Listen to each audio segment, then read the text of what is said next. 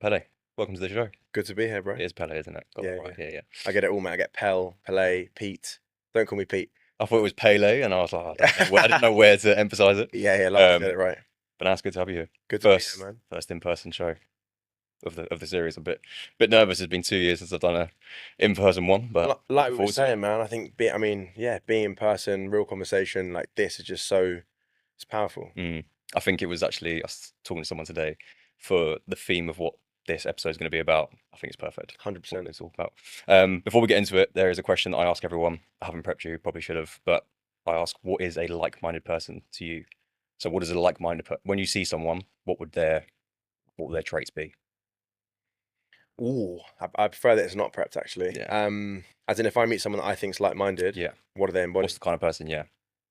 Ooh, I think deep thinker, Mm, someone who is kind of obsessed in a positive way with building life on their terms, like exploring curiosity, mm, not conforming to the metaphorical kind of square box that they live in, hmm.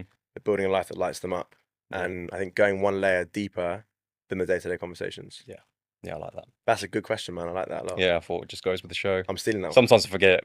Literally get to the end of the show, I was like, "Fuck," gotta go back to it. one. Nah, But yeah, no, it's a good one to kind of set the tone for because everyone's um, response is different. mm. So it's good just to see who you are, and we'll go from there. Thing as well, it's a term you hear a lot, like-minded individuals. Mm, But thinking about who those people are is quite important to know, like, you know, what situation you want to put yourself in to meet those people. yeah, I think the underlying theme for most people is curiosity. For Mm. this show, let's just say. Huh. I like that. Big Mm, word. definitely. Um, there's a few things I want to get into, but for people that are listening or watching, just a bit of a background. I feel like I tried to do some research on you, and it looks like you do everything. So there's That's so much funny. you're doing. Yeah. So yeah, a little bit of a background of you. It's funny, people ask me, like, what do you do? And I still say PT, but that's the Mm, smallest part of my week now. So if we go way back, I started personal training after a football career ended due to two knee operations. hmm. That was when I was 19, came home at 20, got straight into PT one-to-one in North London. And at that point, I never really knew that PT was a career. It was something that I had, being on the other end of it, performance-wise, from my coaches, but I didn't know that it was something you could really kind of pursue and make money from. Mm, Fell into PT. That was my life probably for about 4 to 5 years. And then was approached to open a gym called Robots, which is like a split concept, high intensity-esque community focused gym. hmm. And the whole premise of Robots, actually to come down at some point, is built around psychological programming. So a lot of mindset training that's kind of like threaded into the physical programming of the class. Hmm. And then 2019, COVID hit, obviously. From there, it was quite like just navigating the whole fitness space, online, got into online coaching, still head coach at Robots at that point, trying to kind of build a life that was less structured with being in person Hmm. and having less of a like rigid structure, but also building my career and being curious about what I was really interested in. And that's where I started to dive deeper into mindset, kind of integrating lifestyle practices that promote overall holistic health, Hmm. which segued into my online coaching model, which is helping guys, don't know how old you are, but kind of roughly my age, mid 20s to mid 40s, getting fit, getting strong, building a better lifestyle around habits that kind of promote health, Hmm. community, got into events, which is always a passion of mine from way back, but never something that I had kind of like built a structure around. Mm. And then since then, man, it's been like 2 years of just hosting events, always built around the pillars that I think you're pretty passionate about: Hmm. getting fit, getting strong, being connected, being curious about life, your lifestyle, what you want to lean into, what excites you, and just bring people together. Mm. Everything that I've done over the last kind of 10 years, when I think about it, like zoom out, is just bring in good people, like-minded people Mm. into a room to be more human, to connect. And that obviously has led to the offline project, Mm. which we can get into. Yeah. And that's my main kind of vehicle now, alongside my day-to-day job, which is product. So chief product officer Hmm. at Wellverse. We've got 7 gyms, which is 3 days of the week. And then the rest of the week is hosting events, building community, and doing things like this that really kind of allow me to just connect with good people. So Wellverse is different to robots. So Wellverse is the kind of top co that owns Robots. Hmm. Then a gym called Flow, which Yeah. is like reformer, yoga, bar, etc. And a gym called Frame. Yeah. So we've got 7 gyms under that umbrella of Wellverse. And for us, the mission for Wellverse is building brands that move people. So rather than being kind of very structured on like, you must move in this capacity, Hmm. moving regularly, moving in a variety of ways, building a body and a mind that serves you long term. And the glue between all of the kind of modalities and fitness concepts at Wellverse is community. Amazing. So it all kind of fits into one bracket of being more human, bringing people together, getting fit, getting strong. And I think health, as I'm sure you'd agree, is the foundation to everything else. Without that, everything else is kind of irrelevant because you can't, you lean into it. Yeah. It's like jack of all trades. Like There's a just a lot. bit of everything. Yeah, and often I think like, what am I focusing on right now that isn't a priority? And I think when I first qualified, it was yes to everything. I'll do this, I'll do that. It was retreats, brand deals, modeling stuff, fitness, competitions, like everything under the sun. And I think that there's a very quick narrative to say, say no more often. I think saying no is important, but also at the beginning of your career or any point you're exploring your opportunities, I think saying yes quickly means that you explore a variety of options. You can eliminate the ones that don't light you up. Yeah. And you find opportunities and pathways that wouldn't otherwise be in the equation. Yeah. Rather than being like, I'm the PT, so modeling is no, or brand deals are no, or retreats are no. It's like doing those things, you can draw parallel between areas that might not have existed before and be like, bit of that, bit of that, bit of that, and kind of build your dream vehicle for success. Yeah. I think that's been my downfall. It's I use the word pig-headed. My missus keeps telling me that's not a word, but I'm going to go over it anyway. Just like very set on one thing. Like I'm doing the PT thing. That's what I'm going to be. And if anything else cropped up, then I would just sort of shun it and push it to one side because I was so focused on that. But if I was to go back, I would do more of that. Say yes to everything, especially when you're at an age. So I'm 27, about to turn 28. In your early 20s, you can kind of burn yourself out, or your like capacity to burn out is a lot higher than what you think. So Yes, I saying agree. yes early on is definitely the way forward because obviously you you can see what it is you enjoy, what you don't enjoy, and you can refine your view of the world a lot better. Yeah, that word refine is powerful, man. Like I think also you can extract different elements and facets from areas that maybe aren't the main thing. But you're like, oh, a bit of that I can bring into my PT career or my small group PT environment, and that would allow me to separate myself from everyone else, rather than being like I'm the PT, someone who learns about, I don't know, physio, nutrition, mindset, community events. You bring that in, and then you kind of build your own model. And I think in the industry that we're in, health and wellness, there's no blueprint. There's no like, you do this for a year, then you must do that for a year, then you qualify. It's like level 3 qualification, the world's your oyster. Yeah, and I think from my experience, you get someone who's 20 years qualified with every qualification under the sun, but can't do this and chat face to face because it's just not their thing. Someone who's never done a qualification but trained for 40 years, who can connect with people well, who can deliver the message of fitness and health in a way that's easier to integrate for someone else. And that's what I've learned as well over the years, that like just saying yes to things that seem quite rogue, you learn what you can extract and bring into your practice. And just also explore life in a way that's more meaningful rather than one dimensional. Yeah. Is there anything you said yes to that you've looked back? I know a lot of things like you don't wish they happened because they probably taught you something, but is there anything you think, fuck, I wish I didn't say yes to that? Oh, I didn't say yes. Bro, not really. I think there are loads of things that I've done, like I've explored or given loads of time and effort or resource, like cash to, and thought, oh man, that was kind of a waste of time, effort, energy, money. But then we wouldn't be sitting here right now. Yeah. And I'm a real strong believer in, I don't believe in coincidence. I think things are meant to happen the way they happen. And again, the liberation of exploring life in a way that you win or you learn. Sounds cliche, but for me, I think deep in my soul, either you win or you're learning a lesson that you can then allow you to win in the future. 100%. How about you? If there's anything that I've done that I wish I didn't. Actually, I'll switch it. Anything that you said no to that you're like, could have explored that. I said no to. I think just giving more effort into like the thing that I was doing. So like you said there about there's no blueprint for PTs or whatever. I thought the blueprint in my mind was like to go online, get out of the gym very quickly, don't worry about doing this thing, and just get online. And I sort of rushed that process.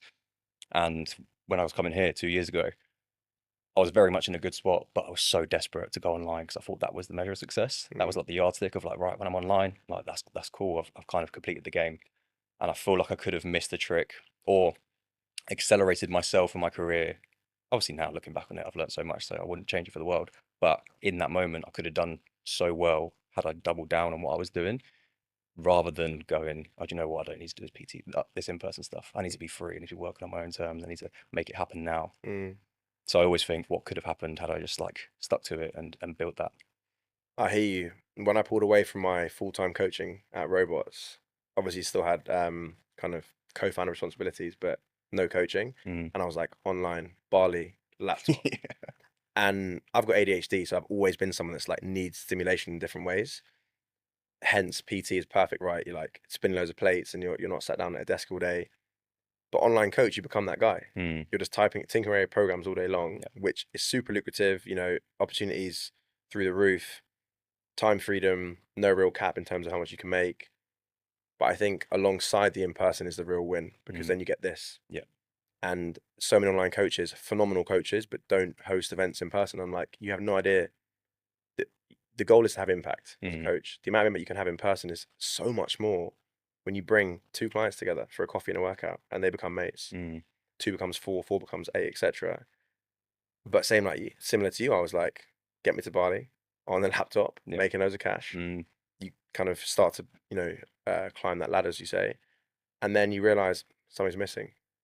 Yeah. I think the industry sells us that, like, or Instagram potentially sells us that's the epitome of success. Mm. And you get partway then think, there's more to it. Yeah. I wish I'd learned the lesson before I got to Bali. Because Yeah, I'd of left. I course. left, and that's why I went. I I was trying to be you. I pushed literally. I went and did it. That's jokes. I pushed everything to the point of like, right, I'm going online. So I Mhm. built it. Was doing in-person events and stuff like that. I think I ran 3. I even came back. So I went to Tenerife. So I'm from Tenerife. Oh, Went sick. back to Tenerife for 2 months to sort of like test it out, and then I came back, did another event, and then that's when I left.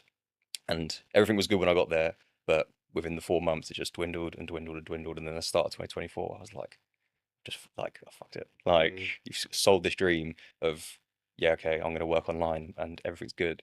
But the whole reason I got into PT was because I didn't want to be at a desk of 9 to 5. course, of course. And then I got to the point where I realized that I had just literally morphed into that person that I didn't want to be. Mm.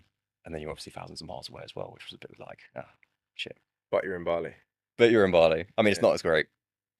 I think they're also like sometimes there's a lot of value to scratching the itch Mm, because if you never just back yourself and think fuck it, I'm gonna go for it. yeah. There's always a part of your mind that's like you never lean into something else fully because that part of you's like, okay, well I'll do that next year or Mm, next month or whatever it is, yeah. rather than being like, let me commit to it, fully explore it, Yeah. and then come back being like, I did it. That's It was fun, but it didn't work out for me. Pin that. What's next? Yeah. And I think I often say to people like, the next step's never going to be the right step, but it's a logical next step. Yeah. And then more doors open, and from there it becomes like a journey where someone says, how did you meet so and so? And your head you're like, I met them through that person who I met here, and it kind of backtracks through mad opportunities that you would never normally have expected to happen.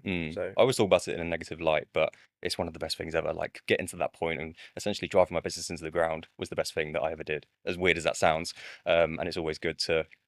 It's always easy to speak about things in like retrospect. No, I wish I did this. I wish I did that. But I wouldn't change it for the world because it was obviously I've learned so much from it. But yeah, like you said, it's like the people you meet or the experiences I had or the texture of mind that I have now because I've gone and done that mistake 100. is priceless. Oh, I love that term, texture of mind. I'm Mm. nicking that one. Reverting back to what you said Yeah. at the start, so from my perspective, a lot of the stuff that you do is around community, Mm. or the core of it is community. What is the driver of that, or where does that sort of come from to make you want to bring people together? Yeah, it's something that I think about often. So I left school when I was like just shy of my 16th birthday, Hmm. which now I'm looking at 15-year-old kids, I'm like, you're young. Yeah. At the time, I was like moving to Spain, didn't feel like a big deal. Mm. So left home. My dad took me to Barcelona for, I think, a 4-day trial. Did the trial, passed, came home for like 8 weeks, and I was gonna move out permanently. So he flew with me. That would have been the first time.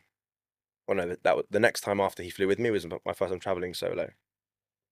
Flew with me, stayed for 3 days, left me at the school. I spoke minimal Spanish. Mm. Like I thought I spoke Spanish, and I realized I don't speak Spanish. Yeah. And then so I'm dumped in a school with probably 28 or 30 boys all over the world who all speak Spanish apart from 2 others who are Russian. And really quickly I was like, fuck, like I can't communicate. Mm. I can try in Spanish, they can try in English, and I want to fit in.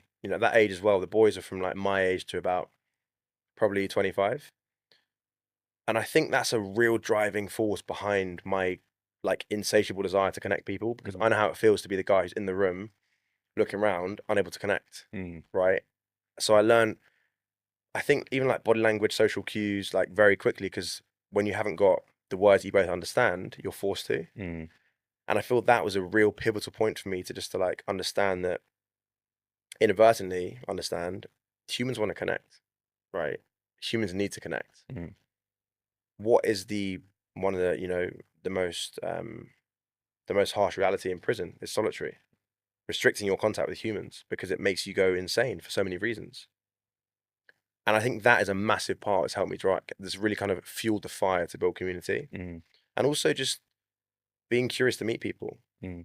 Like being in Spain for 3 years by myself, at that point, I was very self-sufficient. I was forced to be self-sufficient, and it helped me to understand that it's a massively underrated part of life that I think isn't explored by people, Mm.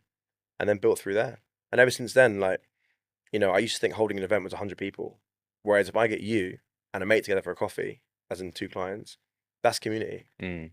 Then you bring a third person, or you don't, rather than having this like really high expectation of having to bring loads of people together. And it's naturally built and become something that's grown through just bringing people together. Yeah. Do you think that's why people don't try and build communities? Because they think, like you said there, it needs to be 100. 50 people, it needs to be 20 people. It can't be 2, because that would be like a failure. Yeah. Thing. Or if someone sees that on my Instagram, they'll think, oh, what a shit event. Yeah.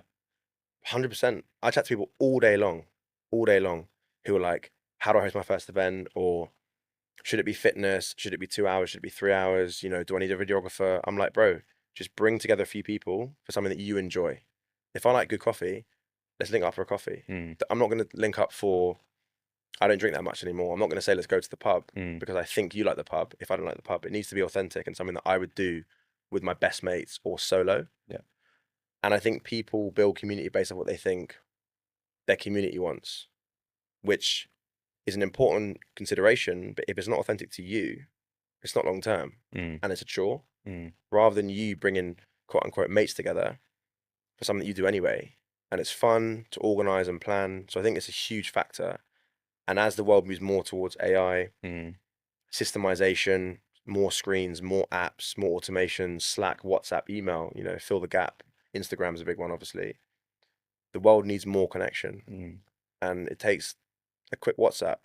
Yo, let's link up for a workout. Let's go for a walk, come for a coffee. And that person could really need that.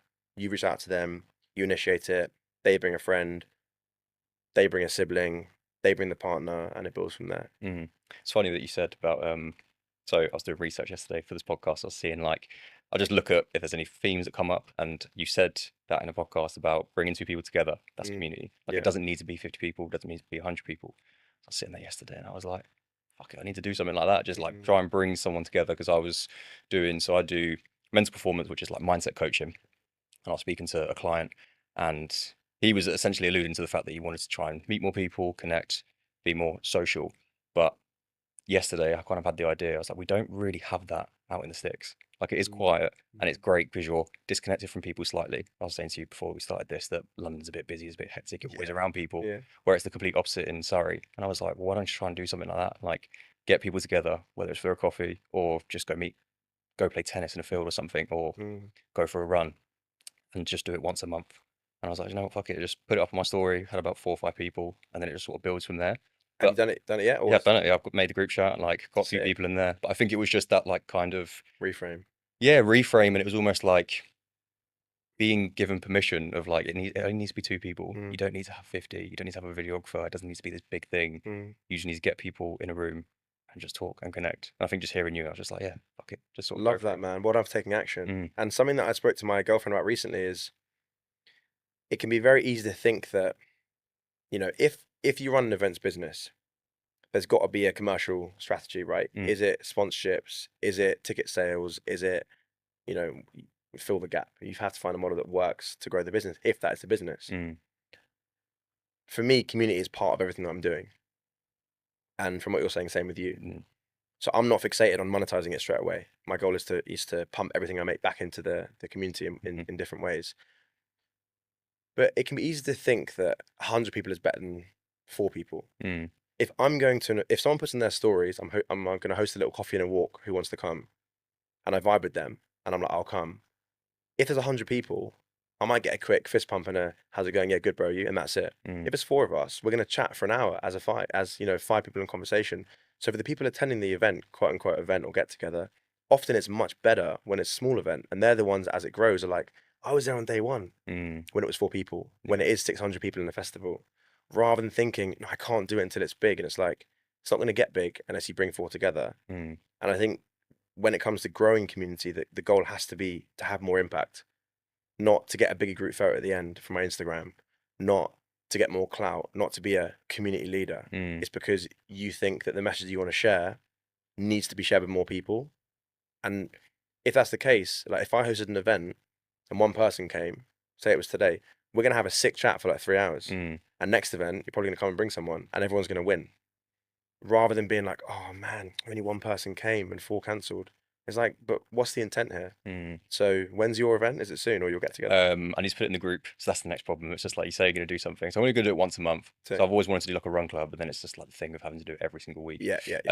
So I'm deciding on a day. I'll probably just put it into the group and see what's the majority vote. Sick. But yeah, just gonna do like a coffee, just something Mm. simple, easy, not like non-intimidating, just That's the vibe for though. guys to link up. Remember when like we were younger and you just chill with your mates and link up, whether it was pub or going for a walk or going to do like a shared interest or whatever. There's no agenda. Mm, You're like, yo, you free at 2? No, I'm free at 2:30. Cool, see you then. yeah. You might get there, they turn up when they turn up, and you just hang and chat shit for a couple hours, and then you leave and be like, all right, see you in a couple of days. Mm, Rather than like the itinerary of do this at 4 and that at 4:30, and that can always be more daunting sometimes. mm, I think like it's an underrated activity that we enjoy is unstructured social time. mm. You know, that's so go on. Do you think it's harder for guys to do this? I think it's harder for guys because guys, I think a lot of men feel they have to be macho. Mm, I've gone through various phases of my self development, and my community prior to this was a men's community. mm, I've always had mixed communities through the gyms, and I love female energy and the combination of men and women getting together. And I think that is the world. So why create constant separation? But I got about 30 mates together for a workout and some breath work and a panel talk. Probably it was November 2024. Went really well. People like wanted it again, so I hosted a bigger one, 80 mm, people, 80 guys, and it grew and grew for about a year and a half. Then I was like, I don't want to have just a men's community because I enjoy both sides, mm, and I think that the world is mixed. So why are we creating content separate? There's enough men's communities mm, and female communities. I want to do something that's mixed. And through that, my point here is that through that year and a half of chatting to hundreds of guys who come to the events, there's a narrative for us as men to be strong, to be providers, mm, to be prideful, to be confident, to make a lot of cash, to be in great shape. All those things are cool alongside being a human and being mm, like, bro, fucking hell, man, it's been a tough week. Money's tough, work's tough. Had this argument with my partner, I'm not sure, what's going on. Those two things can coexist. mm, As a guy, you can be the guy that says, yeah, I'm fit and I'm strong and I'm confident to stand up for myself and, have an opinion about the world. And I've got purpose and I've got a mission. But also, I'm human. mm, And some days you wake up and think, man, I'm tired, I'm stressed, I'm overwhelmed. Like, I thought I'd have a better idea of my mission at this point in life. So I think a lot of guys don't host community because you're forced to be vulnerable. mm, Like, you're in the spotlight as the person hosting. And I feel like a lot of us put a mask on.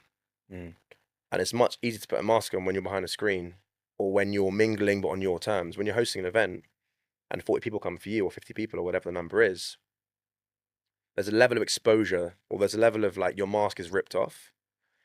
And I think it holds a lot of guys back, mm, not just from hosting events, but from being more connected to themselves. And I think to truly connect, like you and me, we're having a conversation. If I'm holding back, you can feel there's like a blocker, yeah.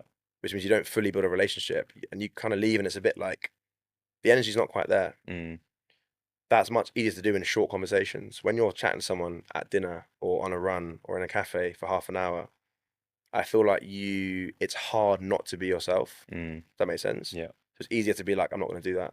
So I think that's a long-winded way of saying I think it holds a lot of guys back, not only from hosting events and building community that the world needs more of, but from connecting to people, Mm, men and women in every sense of the word. mm. I was just thinking a sad way. It can kind of seem corny in a sense to try and make new friends. Like when I feel like once you leave school, leave college, you've got your immediate circle, you've got your work friends, but then to go somewhere to try and make new friends, Mm, I feel like there's a stigma of it almost sounding sad. mm, Like you want to commit with new people, and I don't understand why people feel that way. If they do, I might be putting like words into their mouths, but I just think it's difficult to, like you say, open up to people, finding like-minded mm, individuals. Kind of the whole point of this podcast, to see people that think like you, see like you, mm. and have the same sort of view. It's like dating, right? Like you're in a relationship, right? Hmm. Yeah. If like so am I, but if I was single, I still love partying now and again. I still love going out for a big night out. I love all that stuff, but on my terms. Whereas in the past, it was like a big portion of my week was feeling like crap because the night before. Yeah. If I wanted to meet someone now, right, and I was single, and I was going out to bars and clubs to meet someone in that setting when everyone's smashed, I'm probably not going to meet someone who's aligned with my values Mm. because I'm meeting them in a place that I don't often frequent. If I go to a run club or an event that's, that you expect people to be there who are maybe deep thinkers, if that's my thing, Mm. the people you meet are going to be more likely to be a compatible partner, right? Depends on what you're into. Same with friends. Like if you're always going to the pub with your mates and you're like, oh, I really want to get into fitness and health, and I've got this mission, but no one really supports me in my friendship group because I don't get it. Nothing, no shade on them, but it's not their vibe. Mm.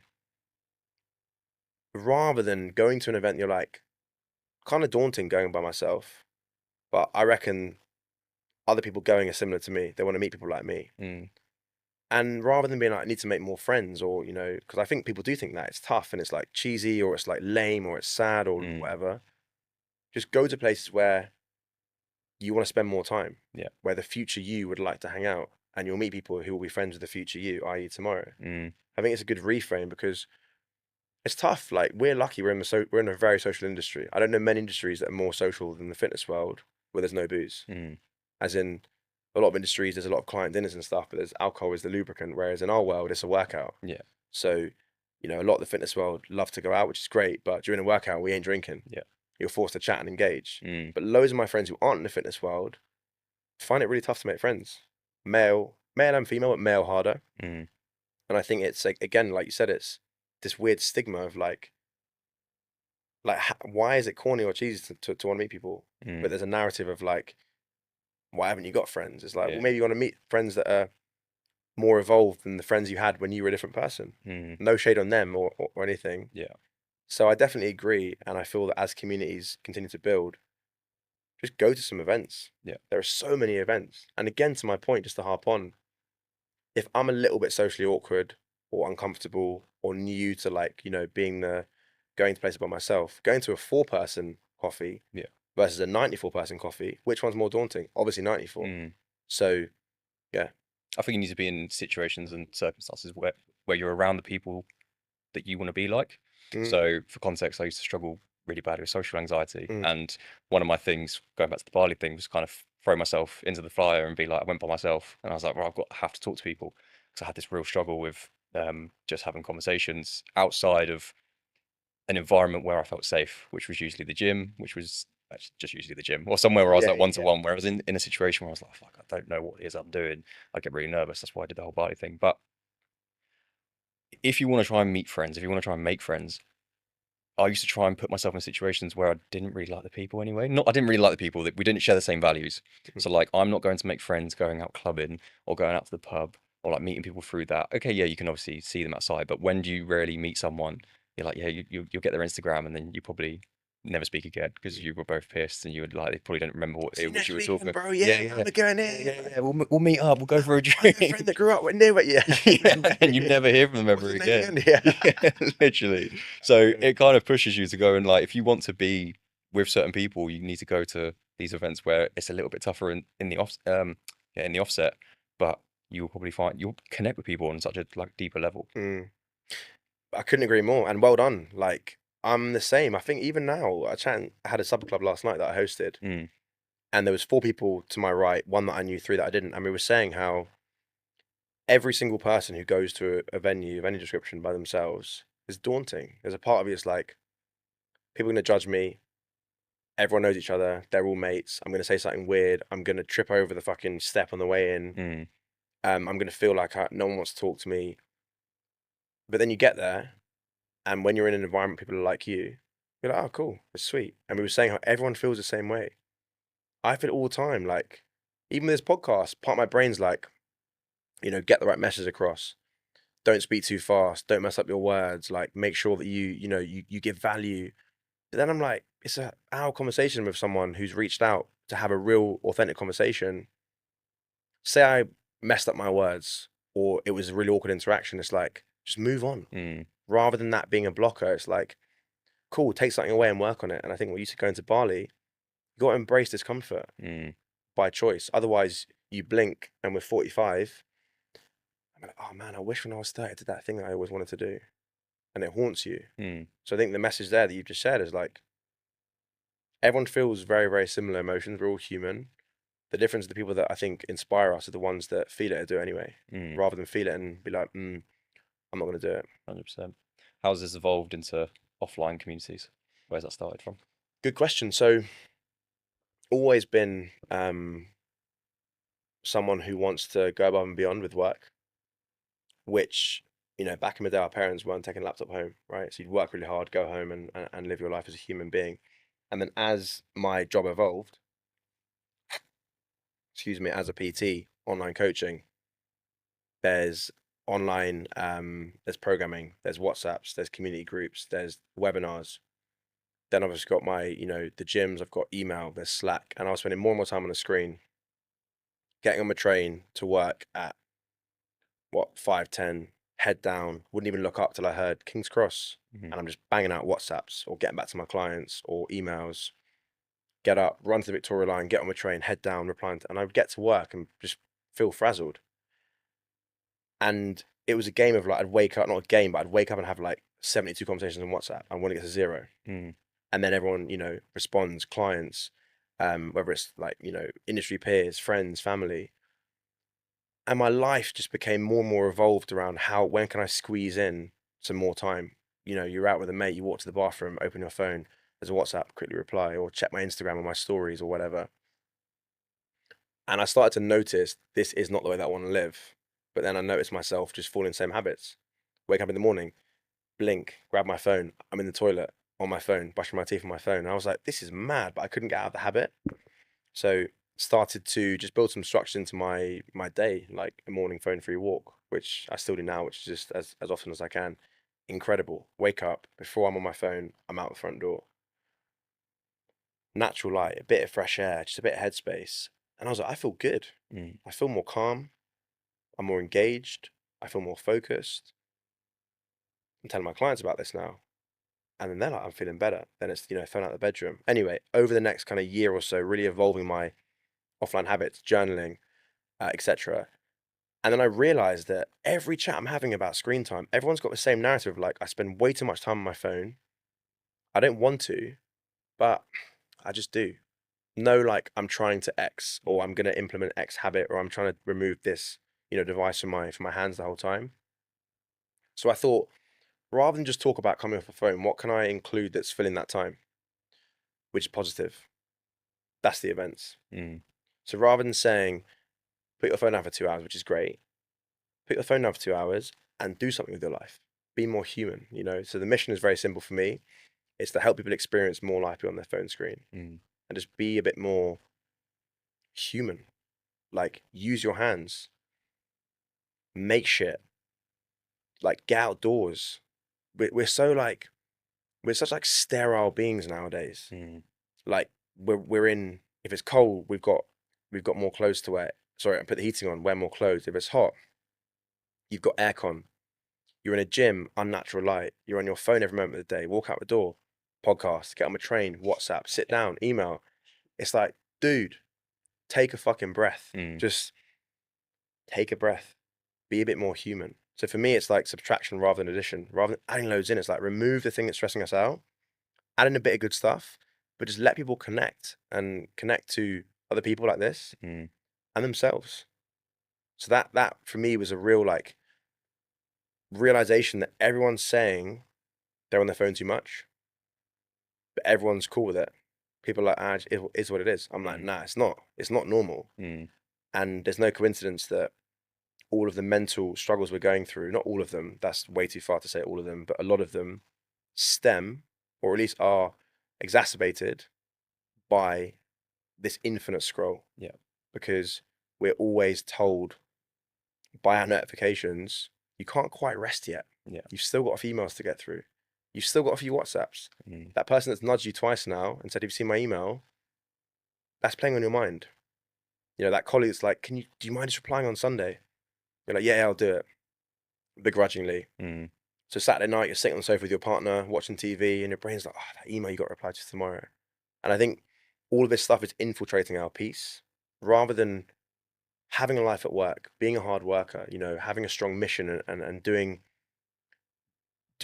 right by your job, but also having a life, Mm. having creative, like you said, it's corny to want to make friends. Some people think hobbies like 5 years ago were like, are you a granny or what? What's a hobby? Yeah, literally. What's a hobby? Work, train, socialize, and sleep. Whereas I want to have things in my life that I do that are purely because I enjoy doing it, full stop. Mm. There's no ROI, there's no business plan, there's no outcome, desired outcome. I just enjoy it. Like when you're a kid, you just do stuff because you're like, I want to do this thing because I like it. And what? Yeah. Whereas as you grow up, it's like, well, you haven't got time for that. You could be replying to emails. Mm. So all of that has helped me like really build this kind of framework and ecosystem of being more human and Mm. helping you and me and everyone else that I interact with to try and spend more time away from their phone screen and experience more life. Yeah. You know, like travel more, get outdoors, walk, use your body, use your hands, make stuff, be creative. All the things that we know leave us feeling fulfilled with more dopamine, more endorphins, more serotonin, more oxytocin, as opposed to just quick dopamine, you know. Mm. And I think the sad reality is that alcohol, drugs, porn, gambling, sugar, and now you add social media into the equation, Mm. which is almost the worst one because there isn't a moment of a day when you can't use it. No one's smashing lines on the tube. Well, people might be, but it's Yeah. rare, you know. And no one's gambling, or gambling's probably a bad example because you can gamble throughout a day, but no one is using any addiction or vice as much social media. Mm. From the moment you wake up to the moment you go to bed, most people of our age, every few minutes. Yeah. And I find myself, the more stressed and overwhelmed I am, the more my brain's like, quick check, swipe down, any updates, look on my stories, go on WhatsApp, go on Slack, who's DM me. And it's like, just, yeah, chill out, man. Like, what are you doing? And then put my phone away for a weekend. I went to a retreat in Wales in June 2024 with no phone. 3 days later, I was like, I don't want to open my phone. Mm. I want to do everything but. Then you open it, and it's like a flood of things that nothing's important, but everything's urgent. Mm. And everyone's like, yo, did you see my message? Or 6 missed calls or whatever it is. And it's like, slow down. And it's morbid, but tonight's not guaranteed for you, for me, or anyone that we know. Mm. And I find that super empowering to be like, live now, have plans for the future, but like live in today because today is what we have. But imagine being 50 and looking back and being like, what have I done the last 30 years? Scrolled on my phone Mm. and replied to, tried to get to zero inbox. Yeah. So that's kind of, yeah, that's some of where it was built from Mm. and the driving force behind it. And also, like I said before, it's I think when you're building something, it's really important that you're building something that sounds kind of wrong to say you can benefit from. What I mean by that is that build something that grows with you Mm. rather than being like, people need to spend time off their phones, but that's not something I've ever suffered with. I find it hard to relate to them, whereas I know exactly how it feels to be the person that can't get off their phone, and I'm on the personal mission myself. So let's do it together. Mm. Yeah, I think there's a lot of avenues. I've been quite passionate about this subject for a little while, so I just think people lack the ability to focus nowadays, and like you said, they're just addicted to their phones. And my journey with that probably started 2022 when my screen time was 8 hours a day, like easily. And like, I remember I only took it off my phone quite recently. I used to have I don't think it does anything, a screen limit time for apps on iPhone. So you can set a time limit for apps, but it doesn't actually like it doesn't give you a notification or anything. Don't know why I did it. But I remember setting an Instagram time limit app at 3.5 hours, thinking, yeah, okay, if I can get down to that much, like that's cool for one app. And I was like, that's it. And then I remember fast forward into back into 2023 when I was in Bali. The first 2 weeks I was in a hostel, so I took 2 weeks off. Was it 2 weeks off? Anyway, 2 weeks off my business, and I was just like meeting people, connecting, and there were days where I wouldn't go on my phone. And I remember journaling, thinking, this is how I want to live my life. Like just in the moment, I'm not worrying about scrolling because I was very much on the chase. I was very much like trying to build a business, get my social media, comments, polls, all this kind of stuff, trying to get people engaged. And I spent 2 weeks, and I was like, I actually really enjoy this. Like I'm just in the moment. I'm just with people, and then just from there, really relentlessly trying to get rid of the phone. Like what you were saying about going for a walk, listening to a podcast. Like everything has to be productive now. Like you have to, everything needs a means to an end. Like you can't just sit on the train just to sit and look out and not listen to anything. It's like I've got to listen to that podcast, or I've got to listen to that voice note, I've got to reply to those messages. And it's funny when people will be like, "Oh yeah, I just wish I had the time to do stuff." And every time you go, "Let me see your phone. Let's see what your screen time is." I even had it the other day with a client. I was like, "What's your screen time?" 5.5 hours. But he tells me he had no time. I was like, well, it's definitely like not a thing. And this is controversial. This is something that I'm going with at the moment, and I hope you don't take offense to it. But there's a lot of people now that say they have ADHD, or they're quick. They're like, oh, you know what? It's just my ADHD. I can't. Is it though? Like, I'm not saying that it doesn't exist. I'm just saying there's a lot of people that are quick to go, oh, I've got ADHD, because they can't focus for more than 10 seconds. It's Mm. just like scrolling, scrolling. And I remember being even small things like talking to friends. We'd be at the pub, phones up on the like screen up, and then you're talking, quick buzz, and you're just quickly replying, or you're talking and like at the same time. Or we went to a TED talk last weekend. TJ Power, do you know him? Oh, he's Dose sick. Yeah, Effect, yeah, great guy, but he was talking about the double screen, so like yeah. watching TV and you're replying to notifications. Like everyone, Now they call it as a triple screen: laptop, phone, and TV. yeah, like it's just the Wow. done thing. It's crazy, and I just think it's brain rot was something that he said, and it's just like so true. Like people can't focus. People are quick to say, "Oh, it's like I've got ADHD. I can't do this."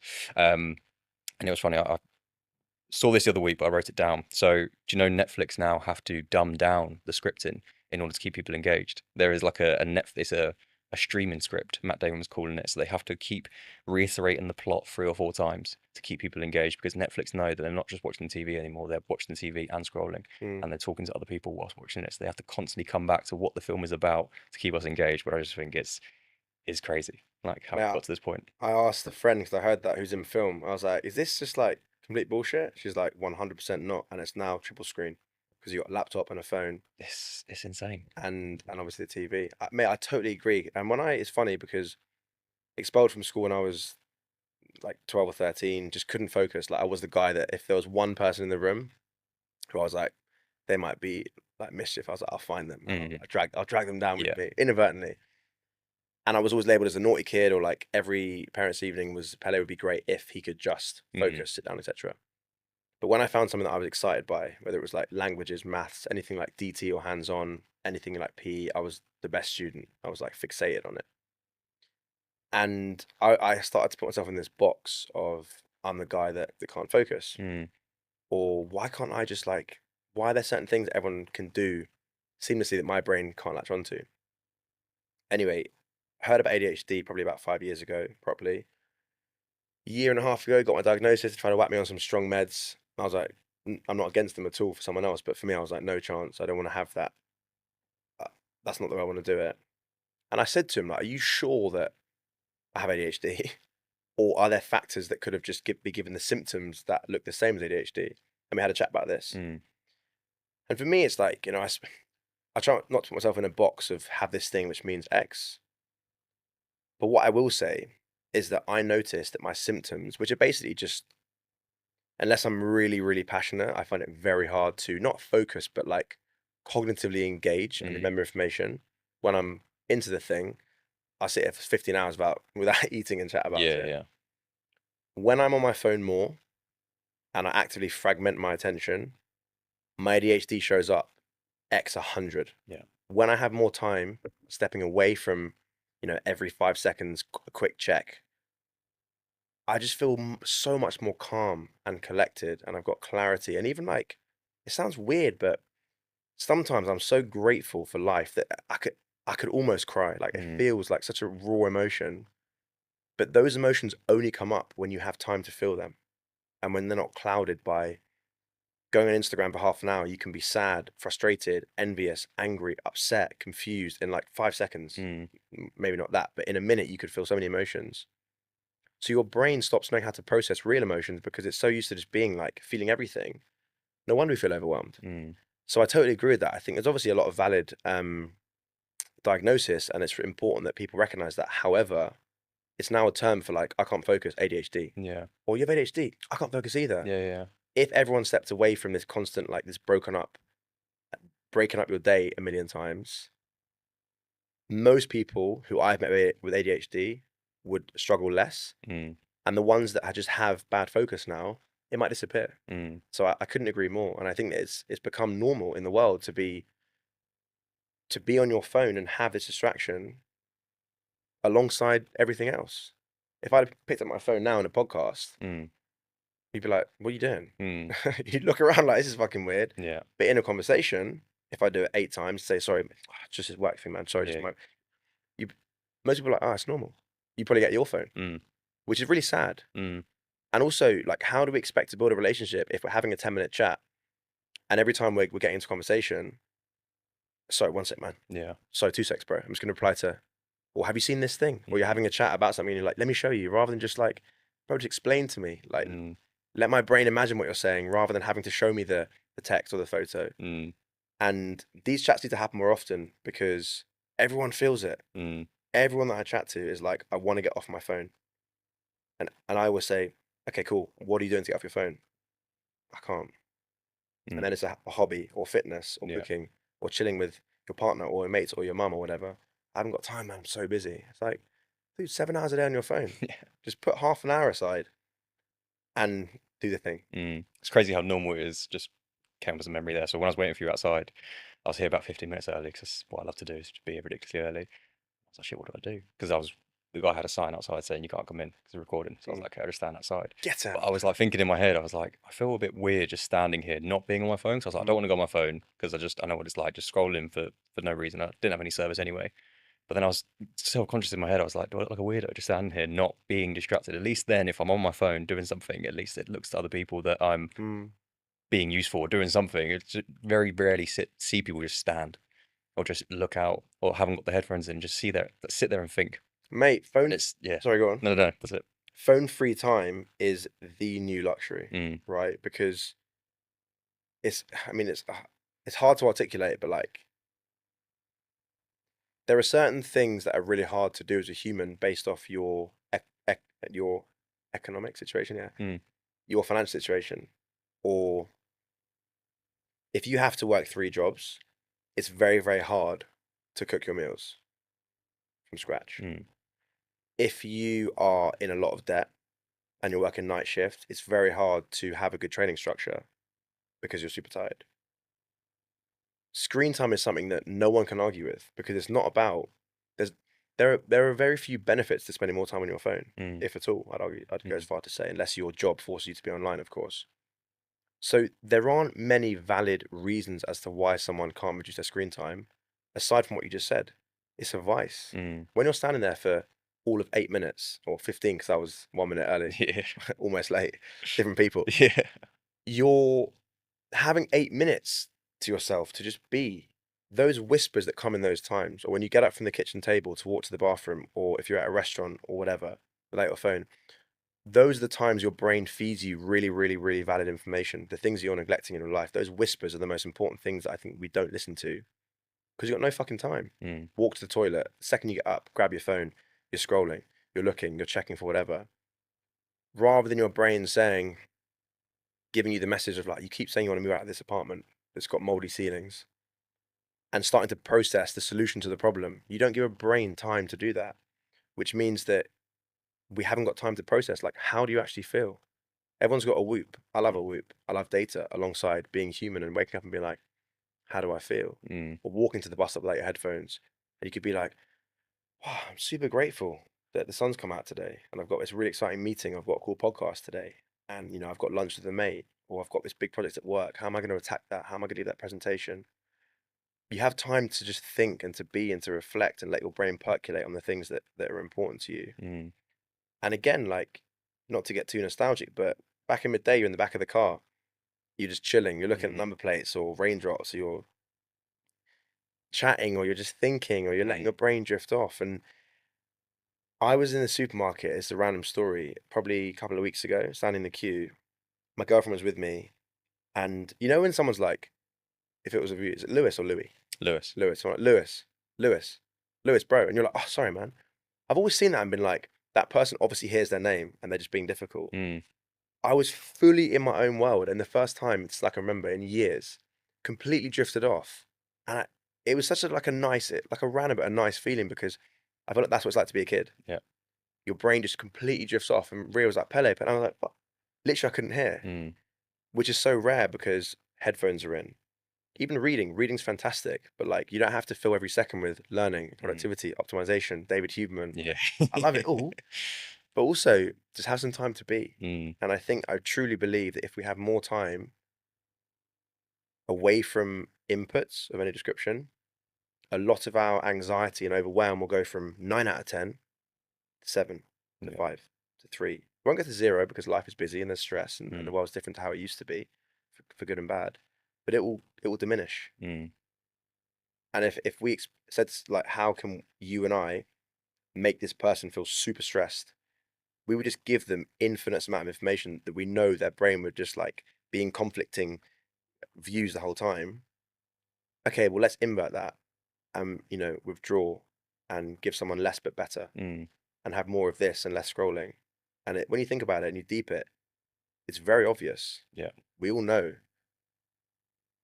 but the world is built in a certain way, and we're fed these, these little droplets of information that keep us hooked. Mm, I mean, hook is a word on Instagram, right? As an online coach, yeah. hook them in. So yeah, that was a bit of a tangent, but I couldn't agree more with what you're saying there around the focus, fragmenting, Mm, and just having time to step back and be more human. yeah. I've been fabricating that being more human part over the last probably I say 6 months. So it's been the morning walks, morning phone free walks is a big one for me. So it's actually the first hour I've locked myself out of my phone, so I can't do anything. So that is phone free walk, that's journaling, that's reading, it's doing stuff for me before I've done anything on the phone, so I can actually get into it. So that's been great. But at the start of this year, once every weekend, I lock myself out of my phone for the whole weekend. Mm, I want to do it for more, but I just started doing small weekends for now. So out Friday night, it's actually this weekend I've got to do it as well. So from tonight until Sunday night, just lock myself out. And I've only done it 2 weekends now, but last weekend I kind of thought the days are dragging. Like I've had 2 days off my phone and I feel like I've done so much. And I did. Like I went for a walk, I went to the bookshop, I read the new book, and I was watching football, I was doing loads of stuff. But my weekend felt so long because I was just in every single thing that I was doing. I wasn't thinking about I wasn't like fragmenting attention, like you said there, of doing one thing and then stopping that to go and check my phone and then going back into it. I was just in the moment. I was just mm. doing the thing that I was doing. I think I was in Waterstones for the best part of like an hour and a half. Just Oh, like look, I didn't buy anything vibes, either. I was just like vibes. literally like looking around. Yeah. But I had no rush. There was no like, oh, I've got to go to do this thing, or I was checking. I was trying to fill my time. I was just bored. I was just sitting there, and that's something that come up when you were talking. It's just being bored, Mm, and yeah, it's. I feel like people need to do it.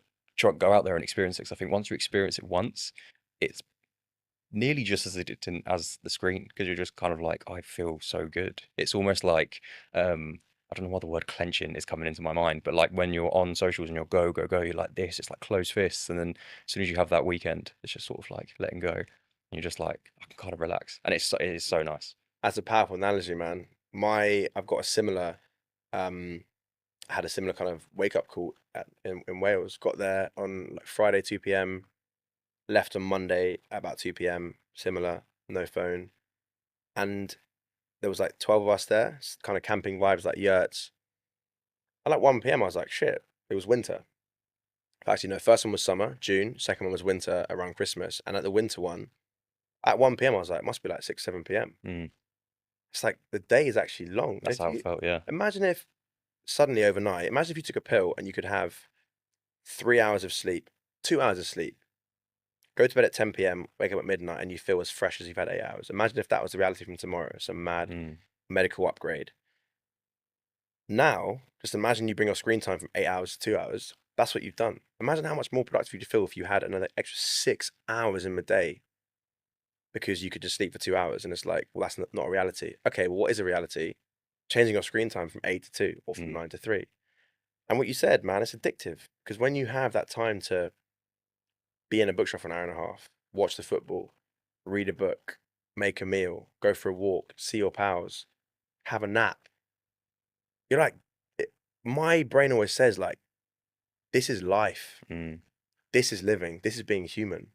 You know, we're human beings. We're not human doings. We're not, we have to be fixated on like doing stuff, optimizing. It's like, what about just living Mm. and just like experiencing life because you want to enjoy things? So I would urge everyone listening from what you just said there to do a weekend. I'm actually going to host a retreat called The Boring Weekend. Nice. 40 hours, Yeah, get in, smash everyone's phone with a hammer, yeah. put your phone in the box. And also, I met a guy, Phil, if you're listening, Phil Nainer, good mate of mine. We met in Wales and we got so close in 3 days and we're now very, very tight mates because having real conversations without someone saying, I'm just going to check, you get to know someone Mm. versus hours and hours and hours of interactions when, you know, to use that word again, it's fragmented and powerful, mate, powerful. If everyone did that once a month, the weekend off, I mean, the habits would very quickly trickle into the rest of the week. Mm. You'd be like, okay, that felt great. How can I do a little bit of that each day? Evening without your phone, walk without your phone, you know. And something I'll say on that as well, I think that whether you call it Gen Z or whatever, I don't know all the terms these days. Yeah. And I feel old I saying think it's that, alpha but now, isn't it, or something? you know, I just say I'm 90s, that's what I say. Yeah. Raw dog, right? Mindfulness has been around forever. It's not sexy. Mm. Meditation, mindfulness doesn't sound like something that everyone really wants to do. But raw dog is like, now it's a thing. Mm. So raw dog your run. It's like, what, you mean just without headphones? Yeah. Yep. Raw dog your meal. What, without your phone or YouTube? Yeah. It's like to just basically just live without constant inputs. But I think I love seeing it because raw dog is like this conscious antidote to a always on world. And it makes it sexier. Like raw dog is like, I'm doing a thing Mm. and it makes it intentional. Raw dog your flight, your meal, your run. And I saw someone say raw dog my coffee. And I laughed and I was actually like, if I don't make an effort to not go on my phone when I'm having coffee, I'm on my phone the whole time. Mm. It's so sad. But I think more people need to, you know, just create systems in their friendship group, competitions, friendly competitions. Let's go for a long walk. Cool, phone stay in the car. Maybe you have one phone for safety. Or go to the pub, touch your phone. Cool, you're paying for all of us. There's Mm. 10 of us here, so you don't want to touch your phone. Mm. Just little ways to gamify it and I think make it more fun because everyone feels like you said, right? Everyone feels like invigorated and more full of life and they've had time away from their phone, and which makes you want it more. Mm. I also think, brick, Yeah, brick, yeah. getting brick. I mean, 100%. I've got it somewhere. Just a card on my phone. Have you got a There we brick go. card? So no, there's an app called Focus, Focus, which is basically like Oh, Brick, and then you can just get an NFC card or a QR or a QR code, sorry, and you scan it, and it locks you out of the apps that you want to lock out of, and then when you mm, can't get into it, that sometimes you need that. You need to actually just put a hard stop on not being able to go into them. And then when you go to the weekend, when you go see your mates, like yeah, it, because you're gonna have that knee-jerk reaction of sometimes it's of just not, you course. don't even think about it. You're Yeah, just in a yeah. queue and you're just like, okay. Sometimes I'm like, what the fuck have I done? Like I'm not even, I've closed an app and then opened it again. But having things like that in place and also understanding, like I saw something the other day. So most people's screen times is around 6, 7 hours, let's say, give or take, and that's 91 days of your year. So Mm, 3 months of your year is going to be on your phone. And yeah. I think when you see that, and then you experience, okay, what's life like away from it? Mm. That slowly sort of trickles into.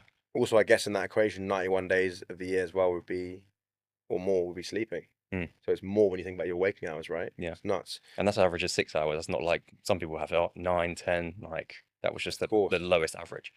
There's something that I've been doing on and off for the last probably year. So I got on, you know, an old Nokia Yes. 3310. Yeah, I wanted to do that. Yeah, I bought three of them because the battery the battery's destroyed, and I got a new battery, but they're shit batteries. Anyway, I ended up getting like a new old school phone, and it's called call forwarding. Mm, So, do you know about it? no. Go on your settings, get a SIM card for £1 from any kind of corner shop, put it in an old school phone. Go on your settings on your iPhone. I'm guessing Samsung have it as well. Go to call forwarding, and it basically says where would you like to forward the calls, and you put the number of a new SIM card. Mm, So you call my regular number, that phone rings. okay. So I get, you know, wherever you are in the world, if you want to go out the house with a phone because of safety or because of time or whatever, cool. But having a phone that's not an iPhone means you can't scroll. So I'll go out on a Sunday for the day, call forwarding set up, iPhone's at home, got that phone. If someone calls me, they don't know it's going to another number, my Mm, phone rings, say it's like family or someone's got kids or whatever, And again, it's a hard stop. Mm. If you're out with mates, pub roast or a walk or a cinema, or you're at your family's house or whatever, and your phone's not with you, there's less of that like force to just go and check. Mhm. And again, it's like buy a phone for 20 quid, 10 quid, 5 quid from a secondhand shop and build it into your life. You know, because some people I think can have a phone in the pocket and say, today's off my phone. I can't. Mm. Like my urge is just check, especially because work's on my phone, similar Yeah. to you. Yeah. So having a hard stop, I'm out the house with no phone. My brain's like, all right, cool, you can chill. When it's in my pocket, my brain's like, oh, just have a quick check, or how long have you got till the app's open? And me having an old school phone, it's so funny when it rings and it's the old Nokia. People are like, who's the dealer in the coffee shop? I swear, it's my mum. Yeah, I'll be home in 10 minutes. But it's yeah, it's a great way I think to like building these frameworks and just making it fun, getting your mates involved. Yeah, we need it more. Yeah, definitely. Mm. What's in the future for you? What you got planned? So we've got big plans for Worldverse on the fitness side. We've got 7 gyms. The goal is to really build out the ecosystem and keep acquiring best in class concepts, build some more sites, just build out the mission, which is to help people move, be healthier, be fitter, be stronger, and connect through fitness. And then personally, yesterday we went around the table at a supper club, and I said, what's been a win this year? And everyone shared there. Some were like tangible, some were kind of mindset. And mine was I just feel super aligned. Mm. For like over the last 10 years, from my first PT session, I was always like, I vibe with the in-person stuff. Boot camp, PT, classes, retreats, events. And I think it's all been a journey towards this. Like phone free, in person, real, deep, raw connections I've always craved, but never really known how to like orchestrate the environment for it to be something that I can actually build. And I want to do it more. So loads of collaborations with good people, cool brands, and I want to make it cool. Like I want to make phone free time something that's like cool and trendy, rather than it being like we're going through this epidemic of being on our phone too much. Like, no, let's just bring more cool stuff into our lives and remove phones and let everything else let the rest do the talking. Mm. So I really want to build it. Retreats, got cool things I'm gonna release soon that are kind of under wraps for now around the offline project, Mhm. but just doing more of it, and also just like what you said, collaborating with good people, man. Yeah, Yeah, love it. that's the Sorry, go on. that's the mission. Nice. Yeah, Yeah, I like it. Where can people go if they want to see more of your stuff? I it's mean, ironic. there's loads. It's ironic, but probably Insta's the best place to see what I'm up to. Mhm. It's funny, everyone's like, well, not everyone. People are like, you're promoting offline, but on Insta. I'm like, I'm meeting you where you are to bring you to where I am. Yeah. So, but yeah, Instagram, so at pele.zach, and then at offlineproject.co. Mhm. And I used to do a lot more like lifestyle day in the life, which I don't do now because it's like I don't really want to have people on their phone too much. But I share what I'm up to, all the events. Obviously got a private WhatsApp group with the events. I think they were in it as well. Yeah. And yeah, if you're in London, anyone watching, listening, etc., just come get stuck in. Like I think it's so people come to the events so often and they say, "Can I come on my own?" I'm like, most people come on their own. Mm. When you walk through the door, believe me, you'll feel warm. I'll come up to you, we'll have a chat, you'll feel like you belong. There's none of this weird cliquey bullshit like my community, like eyes on me. I've never been about that, and I think a lot of communities that I've been to in the past, and I'm a fairly social person, I felt like this is kind of weird. Mm. So my mission is to make someone feel super comfortable, part of a team, kick your shoes off, metaphorically speaking, and just hang. So yeah, anyone listening, watching, come get stuck in and enjoy more phone free time in your life. Sick. I appreciate you coming on, mate. Thank you, bro. That's sick. Been good. Great chat.